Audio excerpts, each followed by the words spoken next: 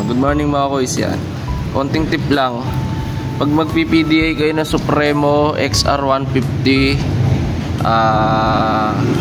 sa TMX 125, lahat ng mga decarb, Barako, yan. Pagka nagsaling kayo ng gasolina, dedrain nyo yung carburetor nya. Yan, dedrain nyo to. Tapos tinan nyo yung natulo dito. Yan, may kulay yan. Yan, antayin nyo hanggang sa luminaw. Pag luminaw, saan nyo sarado? Saan nyo siya sarado? Yan. Kasi pagka pina-start natin yan ng ganyan na may stock ng gasolina galing planta, maraming cases, ayan, nag-unstable idle siya.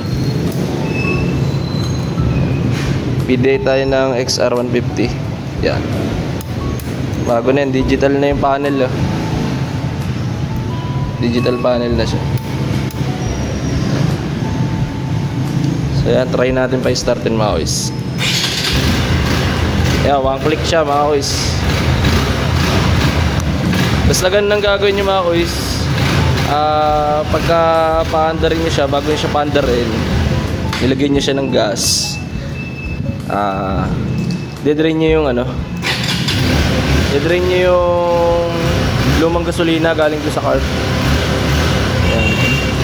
Kasi pagka PDA natin, yan, startin nyo na, yan. Pag napapansin nyo, pag nire-rev ko siya, yan, responsive siya. Responsive yung throttle niya. Yan, mapapansin nyo yung minor, tino agad, di ba mga kuys? Yan. Basta pagka mag-PPDA kayo, magsasaling kayo ng gas, yan, dedrain nyo yung kanyang gasolina doon. Ipitin nyo lang yun doon, guys. Gagamit lang kayo ng Phillips screw. Yan, Phillips screw. Napapasin nyo yung kulay, ano. Ito yung kanina, hindi ko nasahod eh, oh. Ang dumi ng kulay eh, oh. Yan. Diba mga kuys, oh. Stable na agad, stable agad yung idle nya. Bago yung brand nyo mga kuys. Yan. Basta pag magpipili kayo ng mga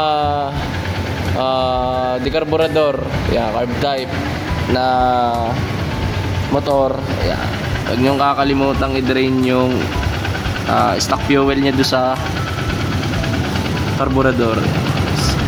So yun mga kuys, kung may natutunan kayo sa aking video, pakipollow naman yung aking Facebook page mga kuys.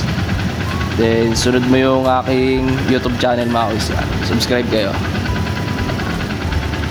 Salamat mga kuys.